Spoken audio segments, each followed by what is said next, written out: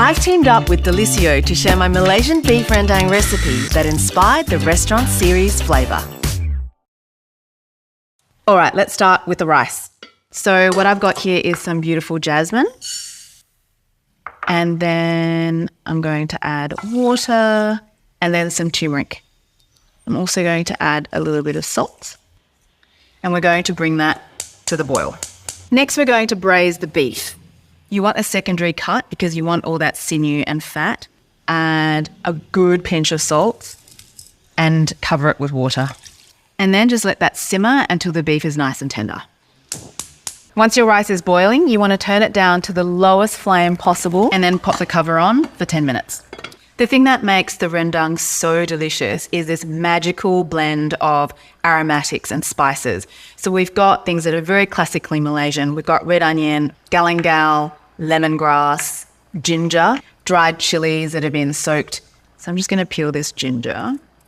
So for the more robust aromatics like the lemongrass and the galangal, which are quite woody, it is useful to give them a little bit of a bash before they go into the food processor. In goes the red onion, and then the ginger, and then the soaked chilies. I'm going to pour a little bit of that water in there to help the food processor along.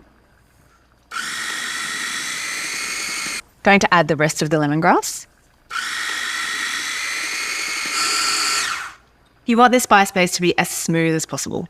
So rice is done, we're going to start cooking the spice mix. Now, the important thing about this is to use lots of oil. The thing about caramelizing a spice mix, if you don't have enough oil, all those beautiful aromas aren't going to get drawn out of those aromatics and spices. So in goes the oil and then beautiful curry leaves.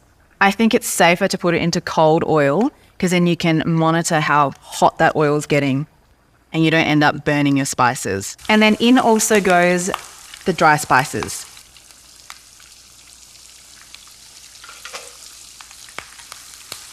So this is ready. You can see the colours changed quite a bit. And we're going to add the coconut milk.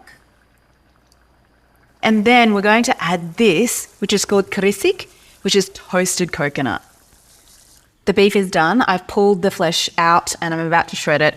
We're just going to tease that apart with a couple of forks. You can see it's just gorgeously pull apart.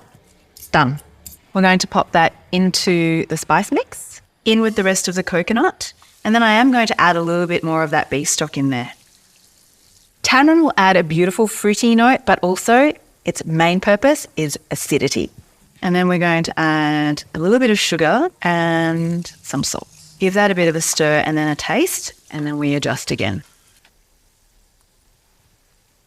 The balancing at the end with the curries with the sweet, sour and salty is imperative. It's what knits everything together.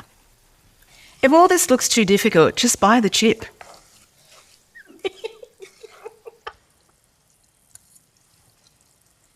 Perfect. I'm just going to pop some sprigs of coriander on top, rain down some fresh chili, and then pop a cheek of lime there.